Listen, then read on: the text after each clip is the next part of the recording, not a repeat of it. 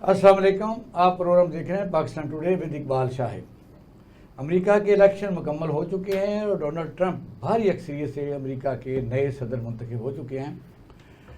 उन्हें पार्लियामेंट में दोनों ऐवानों में यानी ऐवान नुमाइंदगान और सेनेट में वाज़ेह अक्सरियत हासिल हो चुकी है।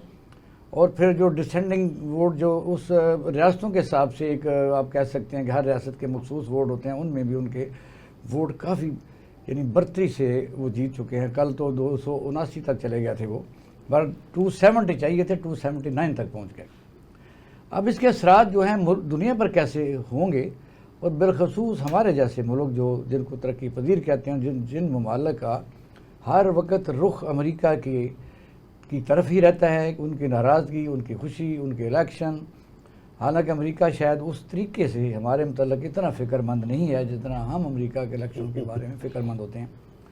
पाकिस्तानी हुक्मरान उनकी एक आदमी के कहने पर यहाँ हुकूमतें पलट सकते, और फिर यह है कि जब कोई नया सेटअप आता है तो फिर आप देखें फिर अपने ट्वीट डिलीट करना शुरू कर देते हैं। ये हमारा हाल है।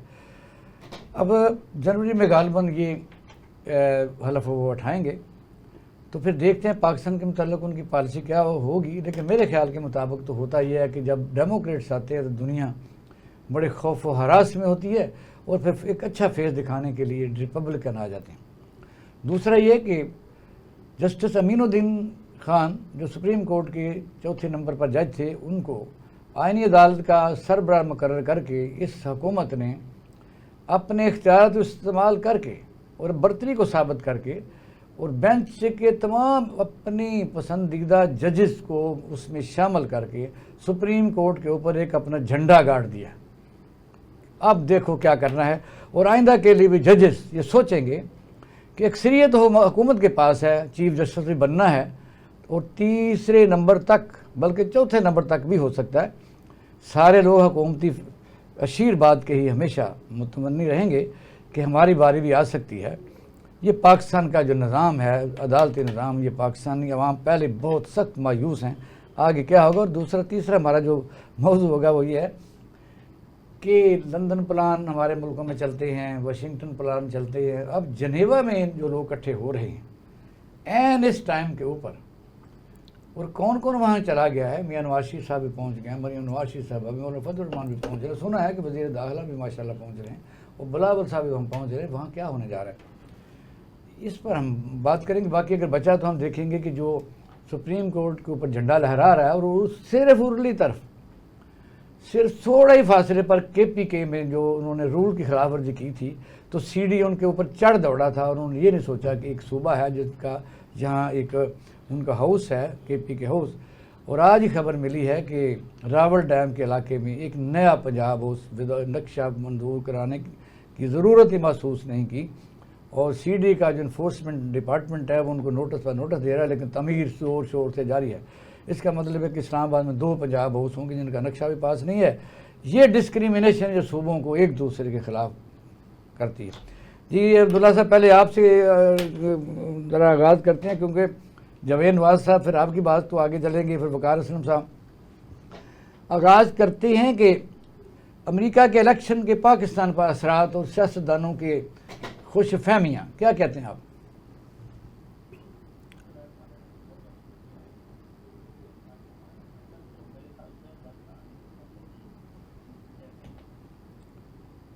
फरमान आवाज़ ज़्यादा करो।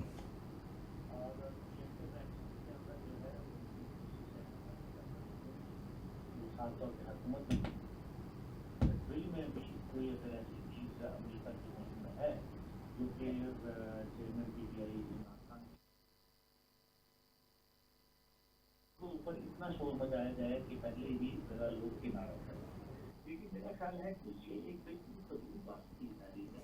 वजह ये है कि डोनाल्ड ट्रंप साहब जो है वो अभी आए हैं, आप वो दुनिया की तरजीहात छोड़ के वो पाकिस्तान में PTI के चेयरमैन के हवाले से जो है उनको शायद वो तो इस किस्म के हैं कि वो आपको पता है 2 गालियाँ वो अगर इंडिया को देते हैं, 2 गालियाँ हमें भी देते थे, 2 गालियाँ उसको भी देते थे। वो तो इसी किस्म की उनकी शख्सियत है। अब जो उनकी तरजीहात है उसके अंदर यूरोप है, उसके अंदर इसराइल है, उसके अंदर ईरान है, उसके अंदर रूस है, चीन के हवाले से उनकी तरजीहात आते हैं, उसके अंदर पाकिस्तान तो वैसे भी अब उनके स्ट्रेटेजिक पार्टनर नहीं रहा ना। अफगानिस्तान से अमेरिकी इनखला के बाद पाकिस्तान कोई प्रायोरिटी के अंदर उनकी है ही नहीं, तो इस वजह से उनकी वो तमाम तर और सबसे बड़ी बात है अमेरिका जनवरी 2025 तक बाइडेन जो है वो सदर रहेंगे, और अगर 19 जनवरी को भी उन्होंने ये कि मैं जंग करता हूं तो जंग करनी पड़ेगी। ये नहीं है कि उनकी एस्टेब्लिशमेंट इससे हिल जाएगी, उनको ये जंग करनी पड़ेगी। ये अमेरिकी सदर के बेपनाह इख्तियारात होते हैं। तो पहली बात तो ये था। दूसरी बात यह है कि 20 जनवरी को जब ट्रंप साहब जो है वो ऑफिस में आएंगे, ओवल ऑफिस में, तो उसके बाद आपका क्या ख्याल है? उनकी तमाम 100 जो पहली 100 प्रायोरिटीज हैं जो बतौर उनके प्रेसिडेंट हैं, क्या उसके अंदर कहीं भी इमरान खान का जिक्र आया है? तो बिल्कुल भी कहीं नहीं आया। ये तो देखिए ना, वहां जो लॉबिस्ट बैठे हैं जिन्होंने डेमोक्रेट्स को भी जो है फंड किया है और रिपब्लिकन्स को भी किया है, जो कि जिनका तो बुनियाद पीटीआई से है। जो फंड है, फंड के मतलब तो ये भी कहा गया है ना कि दूसरी पार्टियों ने भी जो बाइडेन पार्टी को यानी है डेमोक्रेट को फंडिंग की है। फंडिंग का एलिगेशन तो दोनों पार्टियों पर है। यही तो मैं गुजारिश कर रहा हूँ। तो वो जो फंड दिया है, अब उन्होंने शोर मचा रहे हैं, वो एक परसेप्शन क्रिएट कर रहे हैं कि जी शायद सारी दुनिया की प्रायोरिटी छोड़ के वो इधर आ जाएंगे। तो ऐसा नहीं होता। अभी देखें बुदापेस्ट के अंदर आज तमाम यूरोपियन लीडर्स जो हैं वो सर जोड़ के बैठे हैं। उनको ये परेशानी लाहक हो गई है कि उन्होंने तो बाकायदा यूक्रेन जंग से जो है वो बड़ा वादे दे दिया, और अपनी तमाम उन्होंने कहा है कि जो मेरी प्रायोरिटीज हैं उसमें कहीं भी यूक्रेन वगैरह का जिक्र नहीं है, और वो अपना इसका सियासी हल निकालें। तो फिर ईस्टर्न यूरोप और जो यूरोपियन बाकी दीगर ममालिक हैं उनके लिए तो रूस जो है वो एक हवा बन के खड़ा हो गया। एक तो सर उनका जो साबका टेन्योर में उन्होंने साबित करके दिखाया कि उस दौरान में खास जंग हुई नहीं। तो दूसरा जो मैंने अभी बात की थी कि डेमोक्रेट्स के ज़माने में हमेशा दुनिया की तबाही हुई है, फिर नया फेज आता है। ये शायद उनकी पॉलिसी का हिस्सा है कि ताकि वो पल्स को भी चेक करते हैं। आपने कहा पाकिस्तान मैटर नहीं करता, लेकिन मेरा ख्याल है स्ट्रेटेजिक तौर पर पाकिस्तान बाकायदा मैटर करता है। वो इसलिए को पल्स तो देखते हैं, वो तो दोस्त नहीं है किसी ना किसी के दुश्मन। देखेंगे पाकिस्तानी अवाम जो है वो कि किस तरीके को का अमेरिका को देख रहे हैं कि उनके ज्यादती है या उनके साथ फला कर रहे हैं। तो फिर वो इनको स्टडी तो वो दर्ज करता है ना कि वो कहता है डेस्क होता है। आप वो समझते हैं हर मुल्क का एक डेस्क होता है, वो स्टडी सर्कल होता है, वो थिंक टैंक होता है। इकबाल साहब बात आपकी बिल्कुल दुरुस्त है, लेकिन ये तो हम समझ रहे हैं ना। आप मुझे बताएं कि हमारी स्ट्रेटेजी कहाँ है उनके साथ कॉमन? हम कहाँ जो है ओवरलैप कर रही है हमारी स्ट्रेटेजी एक दूसरे के साथ? अफगानिस्तान के अंदर उन्होंने अपना इनखला कर लिया। पॉलिसी ऑफ रिट्रीट के ऊपर जो है डोनाल्ड ट्रंप चल रहे हैं। माजी के अंदर अमेरिका ने जब रिट्रीट किया था अफगानिस्तान से, पुल बैक अलग बात है कि वो बाइडेन के दौर में हो, लेकिन स्ट्रेटेजी तो इनकी थी, डोनाल्ड ट्रंप की थी। सीरिया के अंदर उन्होंने वापस बुलाया, नॉर्थ कोरिया के अंदर उन्होंने किम जोंग उन से मुज़ाकरात शुरू किए, और इसी तरीके से दीगर जगह पे भी अगर आप देखें तो अभी। लेकिन देखें जो बात हो रही है, बेंजामिन नेतन्याहू वो तो खुशियां मना रहे हैं। वो कह रहे हैं कि देखें जरा सा भी जो बाइडेन ने जैसे डिविएट करने की कोशिश की इसराइल से, तो हमने कैसे उसको सजा दी है, और हम जो है वो डोनाल्ड ट्रंप को लेके आए हैं। लेकिन ये याद रखें कि डोनाल्ड ट्रंप के बहुत गहरे मरासिम हैं अरब दुनिया से, खासतौर पे सऊदी अरब से, जहां उनका जो दामाद जैरेड कुशनीर है उसके साथ उनको बड़े ताल्लुकात हैं। आपको पता है पहले भी वो जब किया था डोनाल्ड ट्रंप तो $380 बिलियन का जो असले का उन्होंने डील की थी सऊदी अरब से, और वहीं से हार्ट डील की थी। तो ये भी आप बताइए, जो हमें खबर थी कि उन्होंने ये भी कहा था कि शाह साहब पैसे दे दें, अब आप हमारे दोस्त हैं लेकिन हमारे बगैर हफ्ता भी नहीं निकाल सकते। तो वो बड़ी खुशी से तो पैसे नहीं लेके आए थे, वो बकायदा नहीं। ये तो आपने जरा मेरे ख्याल में बड़े अच्छे अल्फाज कह दिए। उन्होंने कहा था कि एक हफ्ते भी हमारे बगैर मैंने यार वो इतना नहीं कहा।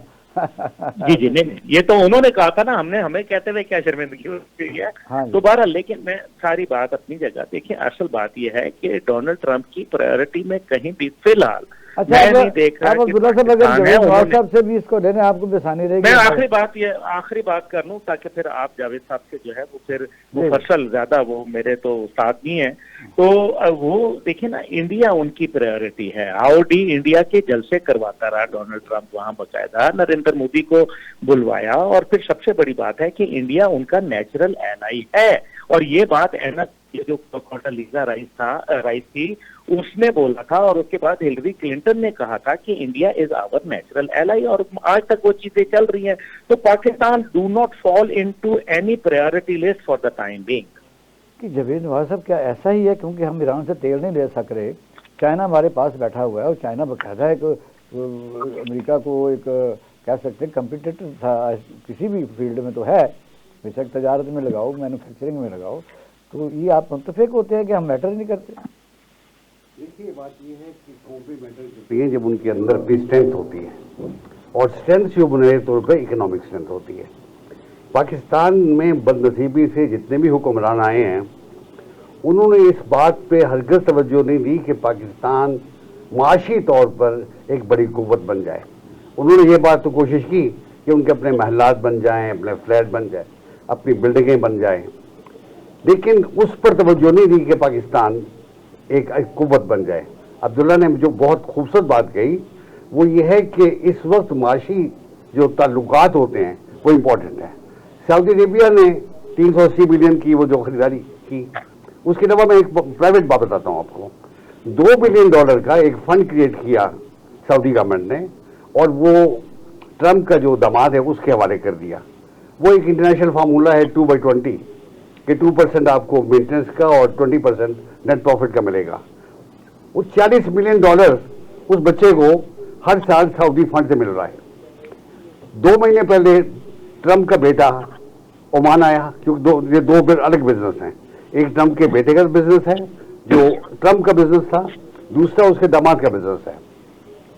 یٹی ایک عمان میں بہت بڑا پروجیکٹ آیا، اس کا فیز 2 جو ہے وہ عمان گورنمنٹ نے 4 سال پہلے ٹرمپ کے بیٹے کو دے دیا. اب وہ گورنمنٹ ہو گیا کیونکہ بائیڈن کی گورنمنٹ نہیں پسند، اب اس پہ کام شروع ہو گیا. پاکستان میں بھی جو ہمارے پراپرٹی ڈیلر ہیں اور پراپرٹی میں دلچسپی رکھتے ہیں، ان کا خیال یہ ہے کہ یہ بھی بائیڈن کے بیٹے کے ساتھ یا داماد کے ساتھ تعلقات استوار کر کے کوشش کریں گے کہ عمران خان کو جیل سے باہر نکالیں.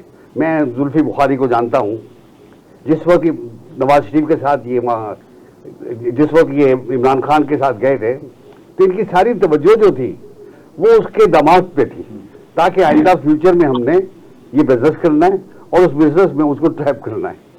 یہ ساری گیم جو ہے وہ یہ ہے کہ یہ کسی طریقے سے کتنے % سکسیس ہوئی ہے؟ کیسی اس میں کتنے % سکسیس ہوئی ہے؟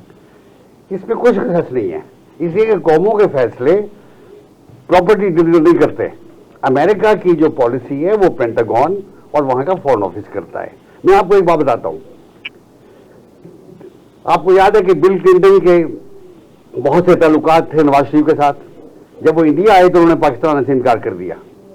اس کے بعد جنرل زینی نے مسقط میں مجھے ذاتی طور پہ بتایا کہ مشرف بہت پریشان تھے اور مجھے بار بار فون کر رہے تھے.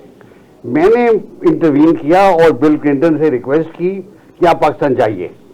اس نے کہا کہ میرے کہنے پہ وہ 5 گھنٹے کے لیے پاکستان آیا. فوٹوگرافی بھی نہیں ہوئی تھی. ایگزیکٹلی. نتیجہ یہ ہوتا ہے کہ یہ جو کلنٹن نے میاں صاحب کو باہر بھی بھجوایا، جو وعدہ کیا تھا آخری ہفتے میں بھجوا دیا تھا. یہ بھی تو بات ہے. تو یہ جو خیالات ہیں پہلے نہیں ہے تو پھر میاں نواز شریف کو ریسکیو بھی اسی نے کیا.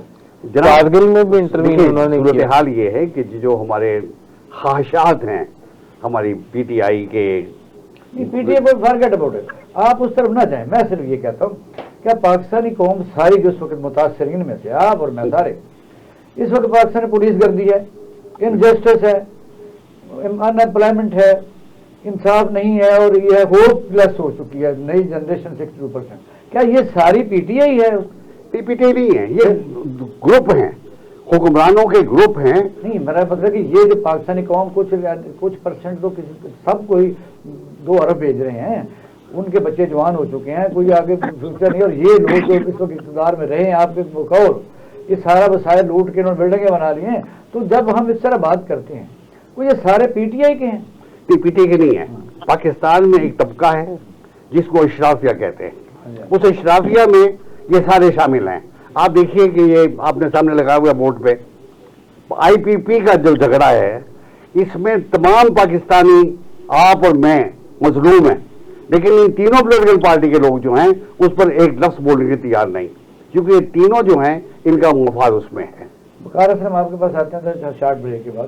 تو ناظرین شارٹ بریک کے لیے مجھے کہا جا رہا ہے تو واپس ہم سپریم کورٹ کے اوپر بات کریں گے. پاکستان میں انصاف لینے کے لیے کہتے ہیں کہ عمر نور چاہیے اور قرون کا خزانہ چاہیے اور صبر ایوب, اس پر بات کریں گے. سپریم کورٹ آف پاکستان اس وقت جو ججز آئینی عدالت بن چکی ہے اور ایک نیا جھنڈا لہرا رہا ہے, یعنی ایک سپریم کورٹ, دو سپریم کورٹ. عوام کا اس سے کیا لینا دینا, یہ ہم پینل سے پوچھیں گے. اسلم صاحب یہ بتائیے, پاکستان ایک ایسا ملک ہے, پوری دنیا نے اپنے مسائل حل کر لیے ہیں. ہم نے ایک آئین بنایا بڑی دیر بعد 73 پر, کئی سالوں بعد, اس کے پرخچے اڑا رہے ہیں. یعنی اب لائکنگ ڈس لائکنگ ہے. ایک بندے کی سزا کے لیے ہم نے امینڈمنٹ کی ہیں کہ اسے اگر سزا ہوئی ہے نیب میں تو کتنے ارب روپے یا کتنے کروڑ ہوئی تاکہ اس کو نیچے لے آئیں, وہ نیب میں رہی نا. اب سپریم کورٹ آف پاکستان میں آپ نے دیکھا پہلی دفعہ سپریم کورٹ آف پاکستان کے, جس کو اکثریتی لوگ کہتے ہیں بینچ, میں اس کو اکثریتی نہیں کہتا, وہ سپریم کورٹ کا فیصلہ کہتا ہوں, ان میں سے جو اختلاف رائے رکھنے والے جج صاحبان تھے جن کا کیس سپریم جوڈیشل میں جانا چاہیے تھا, امین الدین خان صاحب, وہ آئینی بینچ کے سربراہ ہیں. اور اگر جب یہ اس وقت کمیٹی پر جو سپریم کورٹ کی جوڈیشل کونسل کمیٹی ہے, اس میں جو اس وقت وہاں سٹنگ جج بیٹھے ہوئے ہیں, اس میں جسٹس منصور, جسٹس یحییٰ افریدی صاحب اور منیر بختر صاحب, انہوں نے ووٹ نہیں دیا. حکومتی ووٹوں سے وہ چیز بن گیا آئینی بینچ کے سربراہ. ان حالات میں آپ بتائیے کہ اس ملک میں کوئی آپ کو امید یا کوئی دیکھ سکتے ہیں کہ یا کوئی بہتر ہو گیا؟ اقبال شاہد صاحب, جس طرح سے ہم نے دیکھا کہ پی ڈی ایم پارٹ 1 میں 53 قوانین یکمشت ایک مہینے کے اندر پاس کرا لیے گئے تھے, اور اب یہ جو پرسوں 6 بل راتوں رات مطلب نائٹ سوٹ پہن کے چیئرمین سینٹ جو قائم مقام صدر یوسف رضا گیلانی نے سائن کر دیے, اس کے بعد ہم دیکھتے ہیں کہ مطلب ایک بہت بڑا آئینی بحران ملک میں کھڑا ہو رہا ہے کہ مطلب جو ہمارے سیاسی رہنما ہیں ان کی ترجیحات کچھ اور ہیں. وہ اپنے کیسز ختم کرنے میں, ملٹری کورٹس بنانے میں, یا ان کی لیجسلیشن ہونی چاہیے تھی عوامی فلاح و بہبود کے لیے, لیکن انہوں نے جتنی بھی اب تک قانون سازی, جو قانون سازی کا مذاق ہے, جس کا ڈرافٹ تک انہوں نے نہیں پڑھا ہوگا, اور اس سے پہلے یہ جو 26ویں ترمیم ہوئی اس کا بھی بڑا مطلب یہ آئینی بینچ جو ہے, آئینی بینچ میں جو جج صاحبان ہیں وہ باقاعدہ طور پر لوگوں کو پتہ ہے, حالانکہ سپریم کورٹ کے متعلق بات کر رہے ہیں, جو کہتے ہیں کہ یہ آئین میں درج ہے کہ یہ بات اس طرح نہیں کر سکتے, اس طرح کر سکتے. وہ جج صاحبان باقاعدہ طور پر ساری قوم کو پتہ ہے کہ وہ کون کون سے بینچ میں, تو ہم خیال گروپ بنا دیا نا, اس میں بھی ججز میں بھی آپ نے ہم خیال گروپ بنا دیا 7-5 کے تناسب سے.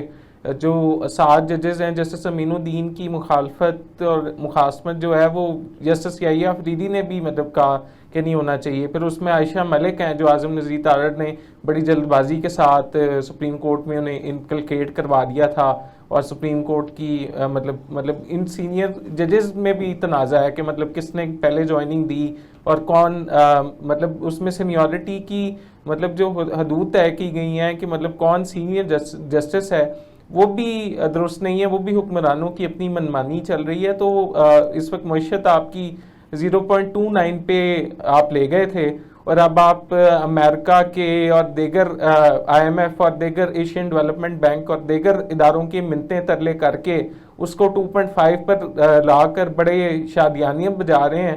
تو میرا خیال ہے یہ شرم کا مقام ہے ہماری گورنمنٹ کے لیے, ہمارے حکمرانوں کے لیے, کہ وہ کس طرح انہیں اپنی سیاست, اپنی فیس سیونگ اور اپنے اساس جات کو بچانے کی پڑی ہے, اپنے کیسز ختم کرنے کی پڑی ہے, جبکہ عوام کا یہاں کوئی پرسان حال نہیں ہے. ہم نے دیکھا کہ 5 IPPs کو نکال دیا گیا, اور ان 5 IPPs کے نکلنے کے بعد اب آپ دیکھیں گے کہ مطلب یہ تھوڑا معاملہ مطلب ایک کول ڈاؤن پیریڈ گزرے گا, اور پھر یہ 10 نئے IPPs شامل کر لیے جائیں گے. یہ IPPs کون تھے؟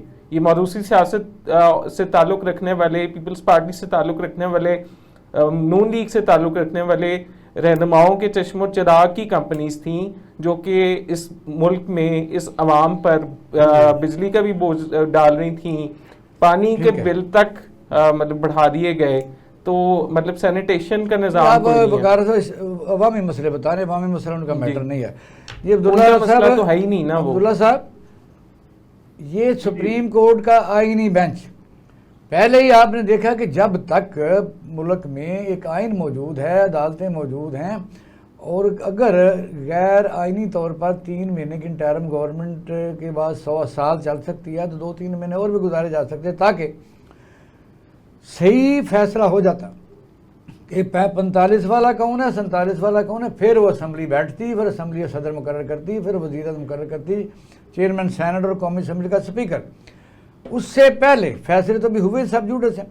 اب آپ دیکھیں جب یہ ادھوری پارلیمنٹ سے اس قسم کی پریکٹس اینڈ پروسیجر بل اور اس کے تحت بننے والی یہ نئی سے نئی آئینی عدالتیں اور عدالتوں میں جج صاحبان کا انتخاب، کیا صبر نہیں آ رہا؟ دیکھیں، پہلی بات یہ ہے کہ آپ نے بڑی اچھی بات کہی ہے کہ جی آئینی عدالت تو مطلب میرے تو شاید اتنا علم نہیں ہے اس سے پہلے، یعنی کہ ہم جو 7 دہائیوں سے عدالت دیکھتے تھے وہ غیر آئینی تھی، کیا مطلب ہے؟ تو پھر اگر وہ غیر آئینی تھی تو پھر تو بات ہی ختم ہو جاتی ہے۔ وہ آئینی عدالت ہی تھی، وہ اگر آئینی عدالت نہیں تھی تو پھر وہ کیا وہاں چھولے بیچ رہی تھی؟ اب وہ تو یہ کہہ رہے ہیں کہ یہ آئینی بینچ ہے، وہ ٹھیک ہے۔ وہ دیکھیں جج صاحبان کا جو درمیان میں اس جو فرق دیے گئے ہیں ان کو، اس میں 6 لاکھ روپیہ فی جج صاحب جو ہے وہ اضافہ کر دیا گیا ہے کہ وہ یہ کہہ رہے ہیں کہ علاوہ جو ہے وہ سپریم کورٹ 25 لاکھ روپے جو ہے وہ ایک جج صاحب کی جو ہے وہ تنخواہ بن رہی ہے۔ اب آپ مجھے یہ بتائیں کہ ایک طرف ہم آسٹیرٹی کی بات کرتے ہیں، قناعت پسندی کی بات کرتے ہیں، دوسری طرف ہم یہ کام کر رہے ہیں جو سب سے زیادہ جو بیچاری عدالتیں جو میرے خیال میں جو رل گئی ہیں، جس کے اندر عوام رسوا ہو گئی ہے، وہ ہیں آپ کے لوور کورٹس، جن کو ہم بڑے آرام سے کبھی کہہ دیتے ہیں کہ ماتحت عدالتیں ہیں سپریم کورٹ کی۔ بالکل غلط بات ہے، وہ سپریم کورٹ کی ماتحت عدالتیں نہیں ہوتی، وہ انڈیپینڈنٹ ہوتی ہیں۔ کام ایک فرق لیول کا ہے اور یہ کام جو ہے فرق لیول کا، تو پہلے تو اس بات کو سمجھنا بڑا ضروری ہے۔ دوسری بات یہ ہے کہ ہماری جوڈیشل ایشوز ہیں، وہ اگر عوام الناس کو ریلیف نہیں دے رہے تو پھر ان کا کیا فائدہ ہے؟ اور اگر حکومت جو ہے وہ آئے دن اس طرح کی ترمیم کرے گی، راتوں رات جو ہے وہ ہوں گی ترامیم، کیا ماضی میں جو ہے وہ نہیں ہوتا رہا؟ 29 بل جو ہے وہ ISI کی مدد سے جو ہے وہ پاس کروائے، خود وزیر اعظم جو اس وقت کے تھے عمران خان، انہوں نے اقرار کیا اس بات کا، لیکن اس کے بعد جو بھی مطلب وہاں ہوا وہ مطلب اس دور کے حوالے سے یا موجودہ دور میں سمجھتا ہوں کہ یہ غلط ہو رہا ہے۔ پاکستان کے آئین سے جو ہے وہ کھلواڑ کیا جا رہا ہے، اور یہ بڑا واضح نظر آ رہا ہے کہ پاکستان کے آئین کی دھجیاں اڑا دی جائیں گی، اور اس کے بعد یہ آئین جو ہے وہ بالکل پہلے ہی فارغ کھڑا ہے۔ تو آئی بلیو، اور جاوید نواز صاحب بیٹھے ہیں، بہتر اس پہ روشنی ڈال پائیں گے کہ ہمیں ایک نئے سوشل کانٹریکٹ کی ضرورت ہے۔ نہیں، کیسے کیونکہ وجہ یہ ہے کہ جب تک یا ریفرنڈم ہو یا نیا ایسا الیکشن ہو، اب اس کے لیے باہر سے بندے لائیں گے کہ یہ تو پھر ناکام ہو چکے ہیں۔ یہاں تو کوئی الیکشن کا نام ہی سننا پسند نہیں کرتا کہ الیکشن کا کس لیے کرانا ہے جب الیکشن کا رزلٹ ہی نہیں کسی نے ماننا۔ نہیں چلے گا، ہاں سسٹم نہیں چل رہا۔ مسئلہ یہ ہے کہ آپ اس کو کر لیں جو مرضی، الٹے سارے سوالوں کے ساتھ آپ نے اب بتائیے، جو سچویشن بن گئی ہے اب تو سپریم کورٹ کے ججوں کے اوپر جو بہت بڑا باوقار ہما بیٹھا ہوتا تھا، اب جو سینئر 3-4 جج ہوں گے وہ تو کوشش کریں گے کہ حکومت کی چاپلوسی کی جائے تاکہ مجھے بھی چیف جسٹس بنایا جا سکے، اور دوسرے جج بھی جو اس سے نیچے ہیں آئینی بینچ کے ممبر بننے کے لیے بھی وہ بھی پھر حکومت کے حاکم فیصلہ کریں گے، اور حکومت اکثریت میں ہوگی۔ تو یہ کون سی عدالت ہے اس کو آپ کہتے ہیں، مجھے بتائیے ذرا۔ اقبال شاہد صاحب، بدنصیبی ہے کہ پاکستان کا نظام عدل جو ہے وہ دنیا کے سٹینڈرڈ پر 142 ملکوں میں 130 نمبر پہ ہے۔ ہم ان 12 ممالک میں ہیں جہاں پہ نظام عدل بدترین صورت اختیار کر چکا ہے، اور ہم ان اپنے ججز کو کتنی وراعت دے رہے ہیں۔ میں ابھی ٹی وی آپ کے پروگرام میں آنے سے پہلے دیکھ رہا تھا، بتا رہے تھے جی، ابھی یہ ہوا کہ 10 لاکھ روپے ہر جج کو دیا جائے گا، یہ خرچہ کہ وہ ججز کا کام کرتا ہے۔ 68,000 जाता है को उसने मुठियाँ भरवानी है उसने। जी। अच्छा, अब सूरत हाल ये है कि मैं कानून का तालिब इल्म था। 73 के कॉन्स्टिट्यूशन में फिक्स कर दिया गया था कि 55,000 रुपये हाई कोर्ट के जज की और 60,000 रुपये सुप्रीम कोर्ट के जज की तनख्वाह होगी। अब आपको इसमें बढ़ाने का इख्तियार कॉन्स्टिट्यूशन के थ्रू ही मिल सकना चाहिए। आपने एक ऑर्डिनेंस शुरू कर दिया और कर दिया। मैं समझता हूँ कि पाकिस्तान की अदलिया इंतहाई उनके मफाद के खिलाफ काम कर रही ठीक है। हो गया। तारीख हमारी इसी पर जी आप शार्ट नोट दीजिए। पाकिस्तानी अदालतें क्या अवाम को कोई इंसाफ फराहम कर सकेंगी? देखें, पाकिस्तान वैसे ही मतलब अगर आलमी अदालतों का या इंसाफ के मेयार का तयन किया जाए तो 126वें नंबर पे हैं, और उसमें मतलब जस्टिस अमीनुद्दीन जिन पर इंक्वायरी बैठनी थी उन्हें उस बेंच का मतलब चाहे वो 60 दिन के लिए 2 माह के लिए किया गया है, लेकिन उन्हें इस तरह बना दिया गया है। तो आपकी बात बिल्कुल बजाय है कि अब तो मतलब जितने भी जस्टिस जो हम ख्याल नहीं भी हैं, जो 5 सीनियर मोस्ट जजेस हैं, वो तो अब सब जुडिस का शिकार हो जाएंगे। वो तो चाहेंगे कि मतलब हुकूमत के वक्त जो है वो कहीं हम पर भी कोई जुडिशल काउंसिल में इंक्वायरी ना बिठा दे या हम पर भी कोई इंतकामी कार्रवाई पर ना उतर है। तो ये एक आलमी मतलब खिलवाड़ हो रहा है। जबकि अब्दुल्ला साहब भी मैंने 2 मौजू पर बात करनी है। ये इस्लामाबाद में क्या हो रहा है कि हमारा सबसे ज़्यादा पंजाब हाउस आपने देखा कि एक मॉडल है, और फिर केपी के हाउस की थोड़ी सी यानी वायलेशन जो उन्होंने कहा कि इसने नक्शा सही पास नहीं कराया और लीज ठीक नहीं, तो उस पर चढ़ दौड़ी सी सीढ़ी है। अभी खबर मिली है कि इस्लामाबाद में रावल डैम के पास वज़ीर आला पंजाब का कैंप ऑफिस बड़ी तेज़ रफ्तारी से बन रहा है, तो उसका नक्शा भी पास को नहीं, वो नोटिस भी जवाब को नहीं देता। तो पंजाब उसके बाद इसकी क्या क्या ज़रूरत थी? पाकिस्तान में तो इतने पैसे अब नहीं हैं। और दूसरा फिर अगर ऐसा ही है तो फिर केपी के उसने कितनी वायलेशन की थी? जैसे सूबे हमारे मतलब क्या सोचेंगे कि एक सूबे के साथ एक सलूक है, दूसरे के साथ दूसरा। नहीं, आप सिर्फ आपको पता नहीं क्या देखे ना इकबाल साहब, जलन का कोई हल नहीं है कि अभी वो पंजाब हाउस बना रहे हैं एक छोटा सा, अगर उनका अगर एक कुटिया बन गई तो आप और मैं जो है ना वो जल के कोयला होते हैं, बस सीधी बात है। और फिर जो है वो जहाँ तक केपी का ताल्लुक है तो केपी के का बस वो अभी मेरी कल ही वजीर आला से मुलाकात हुई, बड़ी मुफस्सल कोई 2-2.5 घंटे। अच्छा। तो केपी के अंदर देखे ना जो चंद चीजें तो बड़ी जायज हैं, और लेकिन जो मेरे ख्याल में केपी का मौकफ है वो उस तरह से सामने नहीं आ रहा। अगर आपने सूबाइयत का जो कांटा है वो बोया, जिस तरह से बलूचिस्तान के अंदर जब लोग जाते थे, कोई या मतलब बलोच लोग आते थे या पश्तून लोग पंजाब की तरफ आते थे, तो उनको बसों से उतार के जो है वो चेक किया जाता था। अब दूसरी तरह से हो रहे हैं, अब उन सूबों में मसाल बन गए हैं। अब हमने देखा कि जो पीटीआई के जलसे हुए उसके अंदर पंजाब से लोग कम आए, तो मेरे तो जो है वो नींदें उड़ गई, क्योंकि अगर पंजाब से कम आ रहे हैं लोग, इसमें खुशी की बात नहीं है, अफसोस की बात है कि इसका मतलब है कि आपने बाइफरकेट कर दिया, एक कौम को जो है वो आपने बिल्कुल अलहदा कर दिया। ये आपके लिए बहुत दूररस नताइज होंगे और बड़े भयानक नताइज निकलेंगे इसके। अफवाज पाकिस्तान रोजाना कुर्बानियां दे रही है और सियासतदान जो है वो खामोशी से बैठ के तमाशा देख रहे हैं।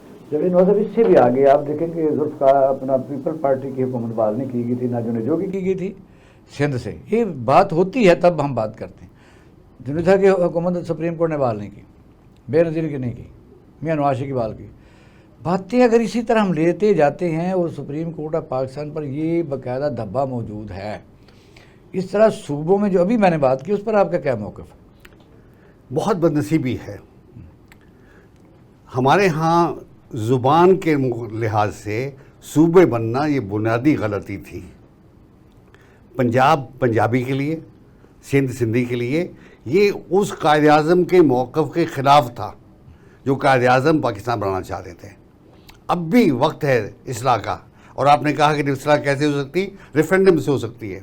आप मरकज़ी हुकूमत है आपकी, आप सूबाई हुकूमतों के इख्तियारात जो आइन कहता है वो आप लोकल गवर्नमेंट्स को दें, आप ज़िले की हुकूमत और तहसील के लेवल पे, ताकि वो लोगों के मसाइल हल करें।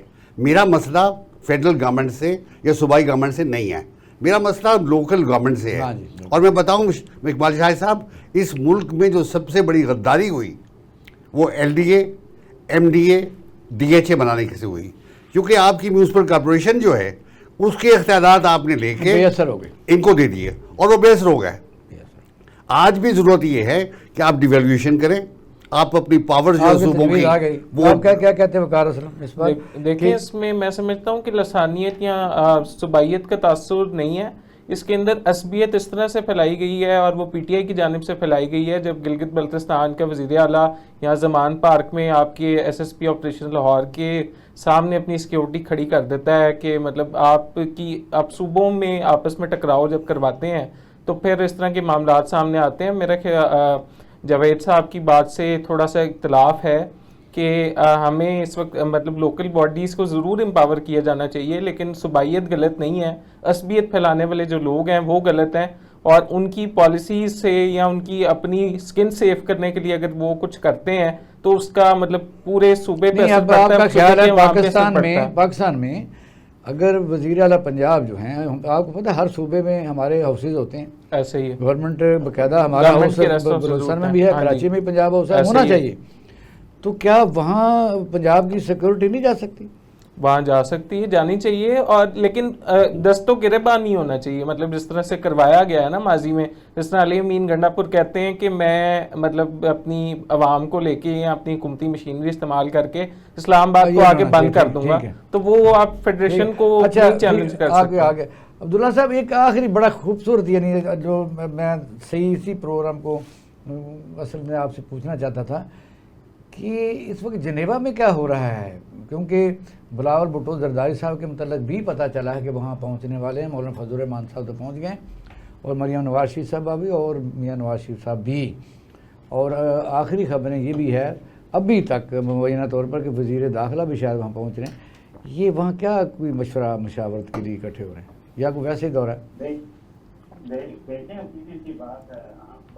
एक तो पहली बात है, जिनेवा में आपको मालूम है स्विस बैंक भी हैं, और स्विस बैंक में जो है वो अकाउंट भी लोगों के होते हैं। गरीबों का तो पैसा नहीं होगा ना, ये तो ना फिर कहेंगे बड़े शरीफ लोग हैं। तो पाकिस्तानियों पे खास मेहरबानी भी है स्विस बैंकों की। तो बहरहाल ये तो एक अलग बात है, लेकिन असल बात यह है कि मियाँ नवाज शरीफ साहब अमेरिका के दौरे पे गए थे, और अमेरिका के दौरे के बाद जो है वो बरतानिया में मरियम साहिबा जो है वो इलाज करवाने गई थी, क्योंकि उनका मौलिद जो है वो बरतानिया में ज़्यादा वो सेटिस्फाइड होंगी। वैसे पाकिस्तानी कौम के लिए वो चाहती हैं कि उनका इलाज पाकिस्तान में हो, लेकिन वो अपना इलाज वहाँ से करवा दें। जिस दिन हमारे हुक्मरानों ने पाकिस्तान में इलाज करवाना शुरू कर दिया, समझ जाएं कि पाकिस्तान के अस्पताल बेहतरीन हो गए। अच्छा, तीसरी बात, असल बात यह है कि जनीवा के अंदर तमाम ममालिक के अंदर जब खास तौर पे अमेरिका में सदारती इलेक्शन होते हैं तो CIA के लोग आखिरी टाइम के ऊपर अमूमन लोगों के मुल्कों के सरबराहान से और इस तरह से अहम शख्सियात से मुलाकात करने के लिए जनीवा का इंतखाब करते हैं। ये वो बात है जो मैं बहुत अच्छी तरीके से पर्सनल नौयत पे जानता हूँ, और मुझे ये मालूम है कि जनीवा में अफगान तालिबान से भी राब्ते रहे। माजी के अंदर CIA जब अमेरिकन सदारत जो है इलेक्शन हो गए तो उसके बाद बहुत सारे लोगों की मुलाकातें वहाँ बाकायदा की गई, और वहाँ जो उनके लीडरशिप थी उनसे बातचीत की गई। ये तो एक अलग है।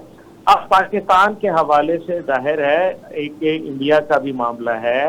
एक आपने बरखा दत्त को और दीगर को देखा कि वो आई और नवाज शरीफ साहब से बड़ी मुफस्सल गुफ्तगू हुई, और उसके ऊपर जो है ये अलग बात है कि रऊफ हसन ने जब बात की भारतीय एक TV वाले से, हाँ। तो वो तो गद्दारी के जुमरे में आ गया, लेकिन जब खुले आम हम इंडिया के जो जितनी लीडरशिप थी वो तो घर में बैठ कर इंटरव्यू करके वो जायज थी, वो जायज मुलाकात थी, ये हलाल थी, वो हराम थी।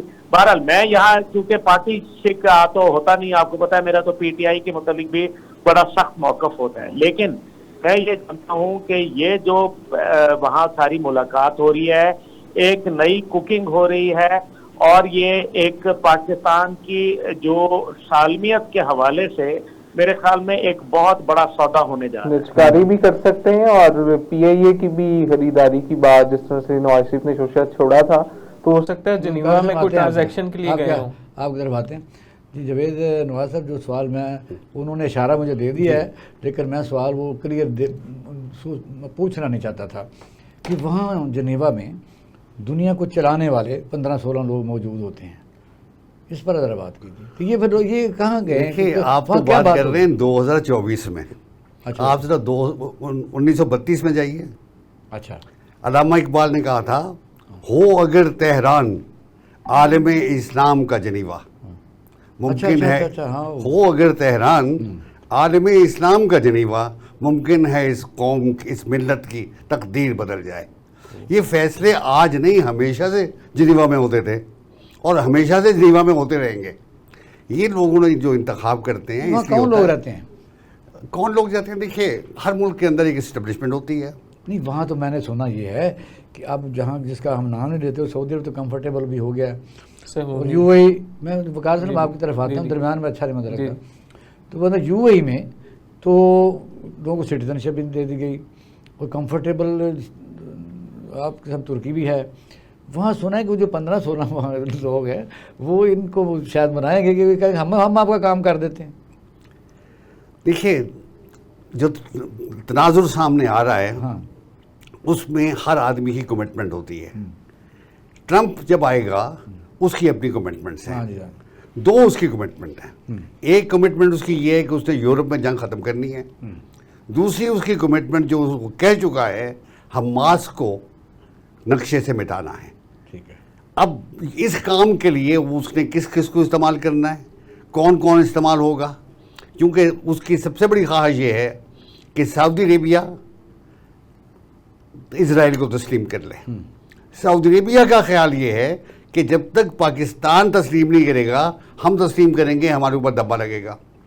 लिहाजा ये सारी प्लानिंग जो हो रही है वो उस प्लानिंग का हिस्सा है, जिसमें कोशिश की जा रही है कि इजराइल को एक ताकत के तौर पे तस्लीम कर लिया जाए, और उसके बाद ये सारे ममालिक जो हैं, ये भी तो हो सकता है ना कि आप सफारती तल्लुकात कायम ना करें, आप बातचीत के लिए कोई दरवाज़ा खोल दें।